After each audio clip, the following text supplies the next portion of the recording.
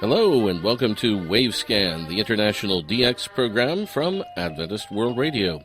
Researched and written in Indianapolis by Dr. Adrian Peterson and produced in the studios of WRMI in Okeechobee, Florida. I'm Jeff White. Today on Wavescan, a visit to All India Radio headquarters, New Delhi, and our Philippine DX report.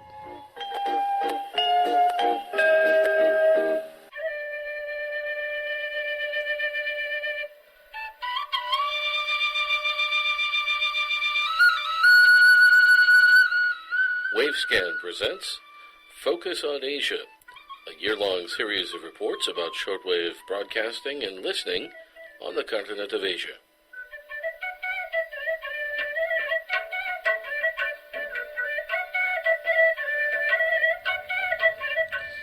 Well, back in April of 2010, Mr. T.R. Rajesh from South India, Alokesh Gupta from Delhi, and Anker Peterson from Denmark made a visit to the headquarters of All India Radio, AIR, in New Delhi.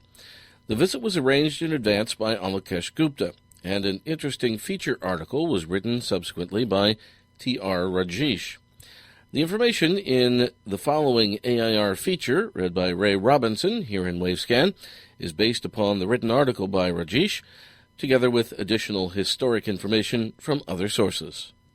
All India Radio is one of the world's largest radio networks, and it's still a major user of shortwave for both international and domestic audiences. AIR as an organisation started broadcasting in January 1936, and since then has enjoyed steady growth. At the time of the visit 4 years ago, All India Radio was on the air with 54 shortwave transmitters, 149 medium wave transmitters, and 172 FM transmitters. They have achieved near national coverage of 100% of the population, with an average daily listenership of 350 million. All India Radio broadcasts in 11 Indian languages and 16 foreign ones. AIR headquarters are located on Parliament Street, New Delhi, and they maintain strict security arrangements. The headquarters facilities are housed in 3 buildings, the oldest of which was built in 1943 during the British colonial era, and its circular design is similar to that of a cassette spool. The ornate red building originally housed a set of production and recording studios, as well as administrative offices for the entire nationwide network. These days, though, it's now a radio museum, still with some recording studios and with offices for a few officials. An extension to the building was added in 1954.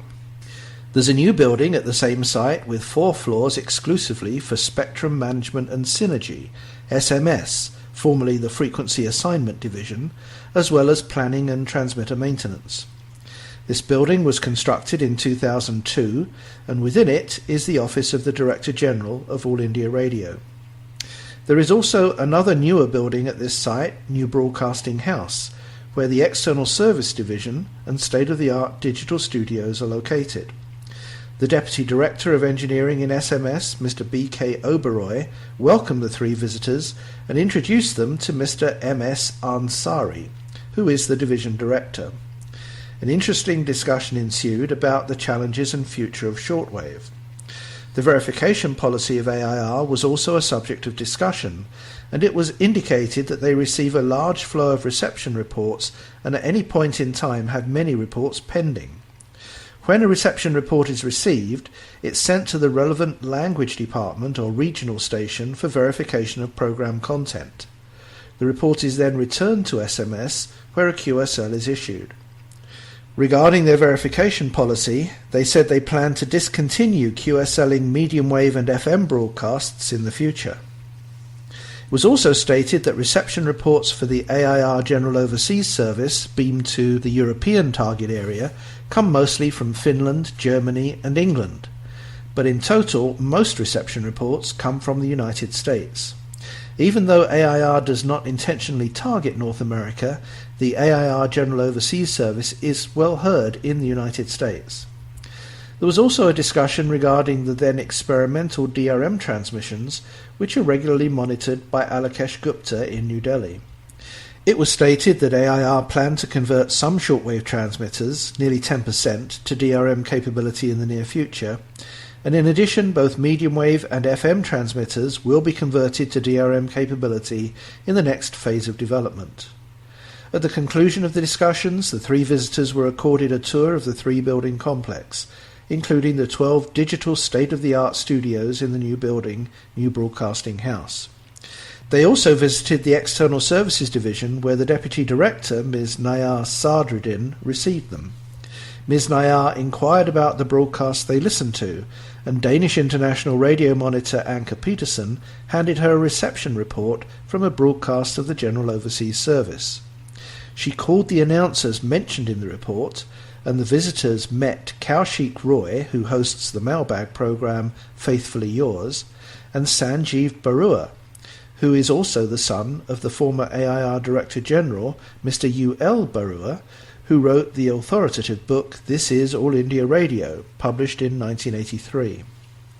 After visiting the External Services Division, the trio proceeded to the old red-coloured building, the original Akashvani Bhavan, where they saw the radio and TV museum on the ground floor. Lots of old receivers were displayed there, including ones from Philips and Grundig from the 1920s and 30s, as well as old TV cameras and many other items of historic importance. Comments about the programs of the General Overseas Service of AIR are encouraged to goesdair@yahoo.co.in. Again, goesdair@yahoo.co.in. The SMS division of AIR welcomes reception reports and would in particular like to hear from listeners in the European target area. Reports and monitoring observations for DRM transmissions are also especially appreciated. A number of people recently have commented on the poor audio quality of the AIR DRM transmissions. They seem to be feeding the DRM transmitters with off-air signals from analog shortwave transmissions, so DRM reception doesn't sound any better than analog, and certainly doesn't showcase the qualities of DRM. So if you want to give AIR your feedback on this, please write to them. Reception reports may be mailed to SMS, Room 204, All India Radio, Parliament Street, New Delhi, 110001, India. Email reports are also welcomed to spectrum-manager@air.org.in. Thank you to KVOH's Ray Robinson for that feature. You're listening to Wavescan from Adventist World Radio. Send your comments and reception reports to Wavescan, Box 29235, Indianapolis, Indiana, 46229 in the United States. That's Wavescan, Box 29235, Indianapolis, Indiana, 46229 in the USA. Or you can email us at wavescan@awr.org. Our email once again, wavescan@awr.org.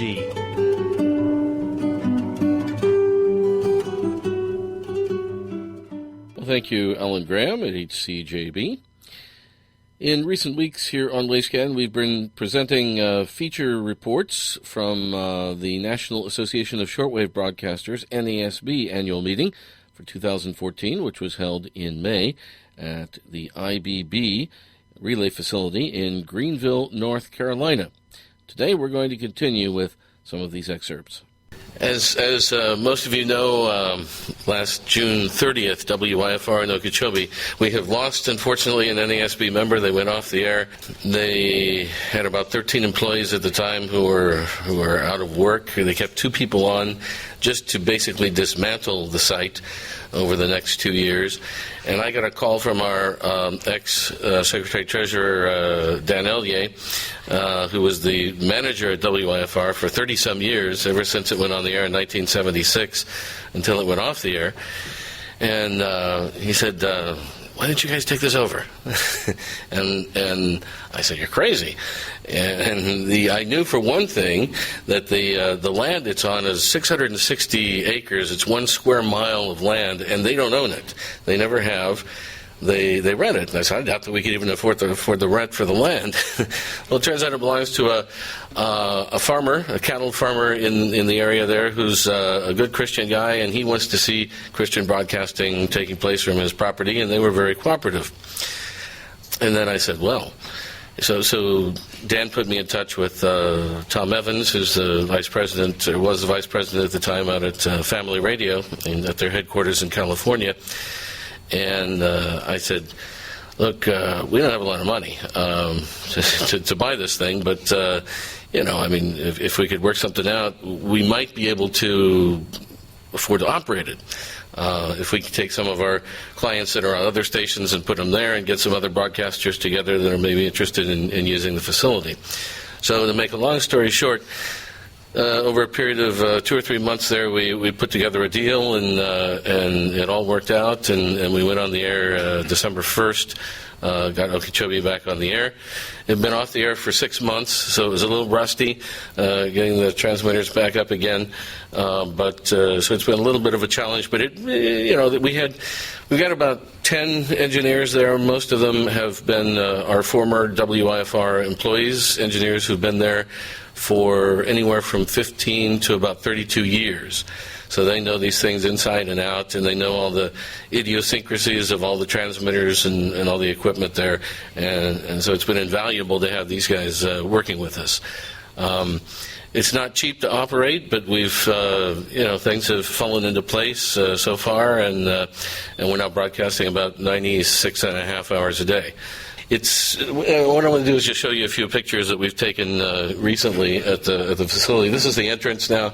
There used to be the WIFR sign at the entrance, which Thais painted with the new logo. The transmitter building itself is 16,000 square feet, so it's pretty good size. There was room for 14 transmitters there. They had plans to put a 15th, but they never did. The first part of the building, the old part of the building, originally there were 10 transmitters, and so there were 5 on each hallway, on each side.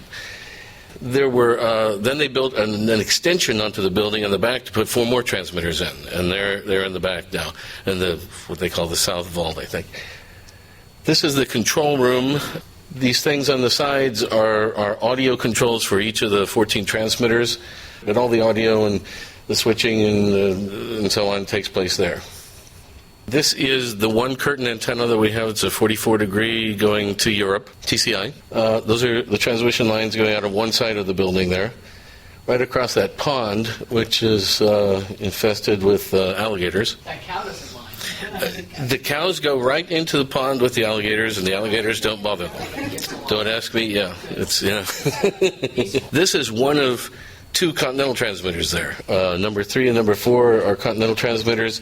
They bought these, and Dave could tell you more about the deal, but they made some sort of a deal where they bought the 2 Continental transmitters, and the WIFR engineers then built either 6 or 8 more, 6 more based on the same Continental design.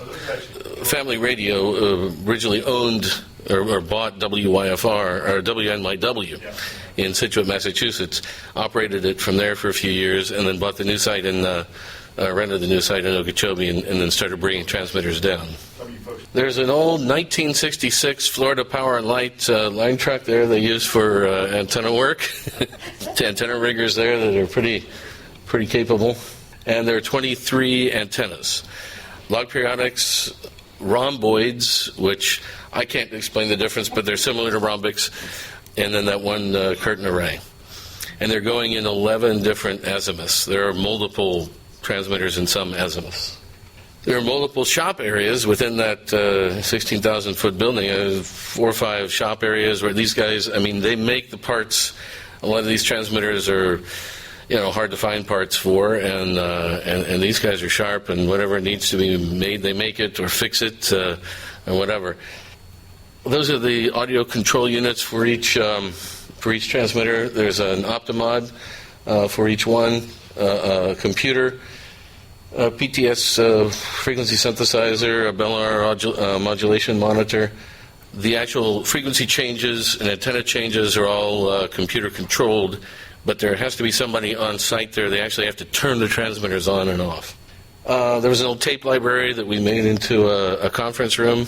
Thais and much of our staff have spent the last 4 or 5 months repainting everything there. Everything was old and needed to be repainted, so that's taken a lot of work. There's a kitchen there, but some of these guys work 16-hour shifts, so they're there for a long time, and we got 3 refrigerators and tables for them to sit at, and so on and so. And you're out in the middle of nowhere. I mean, you can't just go to McDonald's from out there. It's about 30 minutes from the nearest civilization. We were talking about the 9955. It goes 315 degrees. There are 2 315-degree log periodics going to Western North America. And I think there are 3 160-degree antennas, a couple of rhomboids, and a log periodic. It is a working cattle ranch. There's anywhere from about 125 to 200 cattle there at any time. And so occasionally the engineers get called and they have to go out and round up a stray cow that got out on the road or whatever. And we're broadcasting a half hour a day of Radio Japan in Spanish at 400 UTC. It comes to us via satellite, and we're broadcasting it on a 222-degree antenna to Mexico and Central America. Also, at 300 UTC, we have an hour a day in Spanish from Radio Taiwan International, also going out on 222 degrees to Mexico and Central America. Radio Taiwan, as you probably know, had a deal with Family Radio in the past, and they broadcast several hours a day of transmissions, but right now we've just got one. Also, we broadcast Radio Slovakia International in English and in Spanish every day as well. Slovakia. Mm-hmm. Well, they have Radio Slovakia broadcasts in, I think, 5 or 6 languages, and one of them is Spanish, and they're interested in reaching Latin America. And, of course, it's better to have a relay over here than to broadcast it direct from Slovakia. So it's a half-hour program every day, and then they have English also going to the Americas. We have a computer, basically, that runs each audio stream. We have, I think, 8 audio streams going now. And then these all go into something called a Dynair unit, and then from there they're distributed out to in the control room there. And at this point, it's the audio distribution is done manually. You can dial up which we have these audio streams lettered from A to K, so you can dial up. You want audio stream B, and you want it on transmitters 4 and 9. Then you just punch these in manually, and that's the way it goes. This is one of the 355-degree log periodic antennas going to eastern North America. There's 2 of them there. And their Dowell visited us recently, and we went out to the 181-degree antenna, which this is a log periodic with a very high takeoff angle. I think it's 35 degrees, which was specifically made for broadcasting to Cuba. The second floor of the building is all spare parts. These guys have everything. Well, almost everything. And it just goes on and on and on. But whatever you need, they either have it there or they can make it, generally. And we just started to put in a little studio there because we've been doing all of our production at our studio in Miami, but we're back and forth now, and about half the time in Okeechobee and half the time in Miami, so we needed some production capability in Okeechobee, so we're just now starting to put it. Actually, right beside that control room is this room, which is it's pretty well soundproofed, and it's RF-proofed, completely shielded. They made it because Family Radio has an FM station in Stuart, Florida, about 25 miles from Okeechobee, and they were going to put their main FM studio in this room. But for some reason, the FCC wouldn't allow them because of the thing, it's not in the city of license, and so it was never used for that. They just used it as a computer room. So now we moved some of the computers out, and we're putting a studio in. There's a big UPS unit there, which when the power goes out, which fortunately isn't too often, unless the ospreys decide to get on the power poles and build nests, the UPS kicks in immediately and runs everything in the control room, the computers, the air conditioning, the lights, and so on throughout the building for about 20 seconds. And then there's a 25 kilowatt generator that kicks in, and it'll pretty much run the building, but not the transmitters. So when the power is out, the transmitters are off. There are 2 87-degree rhomboid antennas going to West Africa That antenna or transmitter, the transmitter that's on that antenna is actually being operated by Pan American Broadcasting out of California, which does mostly English religious broadcasting. They had a station in Equatorial Guinea for many years, and they've shut the Equatorial Guinea station down, which was somewhat problematic, operating Equatorial Guinea from their headquarters in California. And so now they're transmitting all of that programming about 13 hours a day from Okeechobee on that antenna. We have, I think, 240-degree antennas going towards Brazil, South America, and there's also a 142-degree antenna.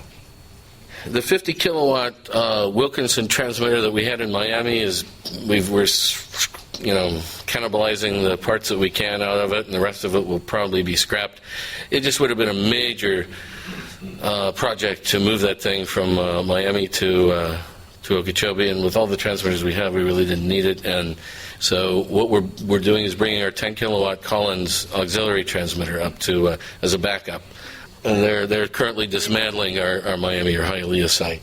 And this is the corner reflector antenna that we have in Miami, which will probably also be scrapped unless somebody wants it.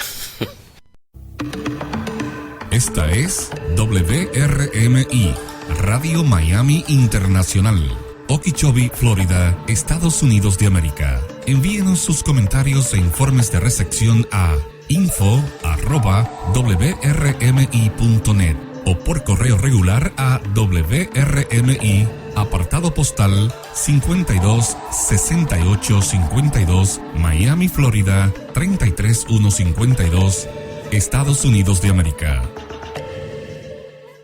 You've been listening to a recording made at the 2014 annual meeting of the NASB, the National Association of Shortwave Broadcasters, at the Voice of America Relay Facility in Greenville, North Carolina. You're listening to Wavescan from Adventist World Radio.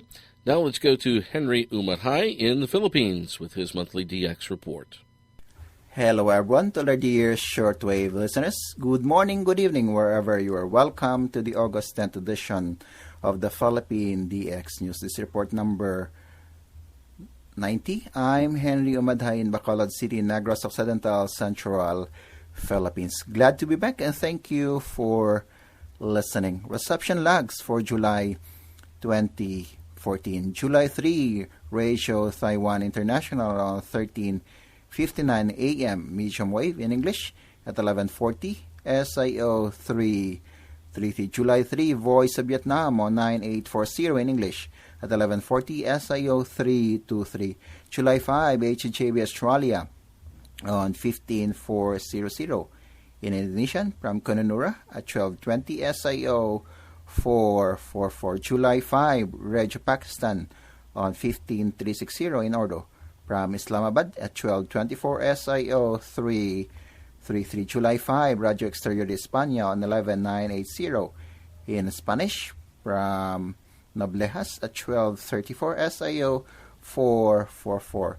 July 6, BBC World Service on 17790 in English at 13:53. SIO 433. July 12, All India Radio on 13695 in Hindi from Bangalore at 11:40. SIO 433. July 12, China Radio International on 12070 in Filipino from Beijing at 11:40. SIO 444. July 16, Adventist World Radio on 15320 in English from Guam at 2230. SIO 444. July 19, FABC Philippines on 15580 in Indonesian at 0925. SIO 444. July 19, Voice of Korea on 13650 in English at 1040. SIO 333. July 19, KBS World Radio on 11810 in English to Europe at 2204. SIO 444. July 20, Adventist World Radio on 17550 in Bicolano from Guam at 1037. SIO 444. July 20, Kingdom of Saudi Arabia Broadcasting on 17615 in Arabic from Riyadh at 1135. SIO 323. July 27, Voice of Islamic Republic of Iran Broadcasting, IRIB, on 17820 in Malay at 1120. SIO 323. And July 27, Adventist World Radio 9880. In Korean from Guam at 1200 SIO 333. We have a special QSL card just for you. For your reception report, please send $2 US. Return postage will be greatly appreciated. And friends, if you want to get the transcript of today's Pilipinas DX news, please visit http://filipinasdx.wordpress.com. That's http://filipinasdx.wordpress.com. Follow us also on Facebook, www.facebook.com/filipinasdx. Or you may want to send us your comments, suggestions, reception logs, and informations to filipinasdx@yahoo.com. That's PILIPINASDX for filipinasdx@yahoo.com. This has been Henry Umaday for Wavescan in Bacolod City, Negros Occidental, Central Philippines, saying mabuhay at maraming salamat po.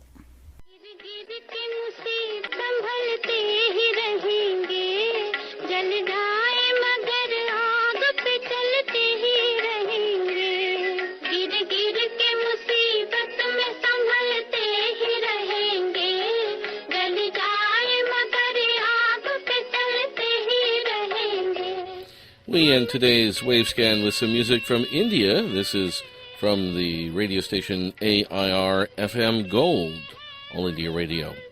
Thanks for listening to Wavescan, the International DX program from Adventist World Radio, researched and written in Indianapolis by Adrian Peterson. Next week on Wavescan, phantom radio stations on medium wave in Canada, and our ancient DX report for 1908.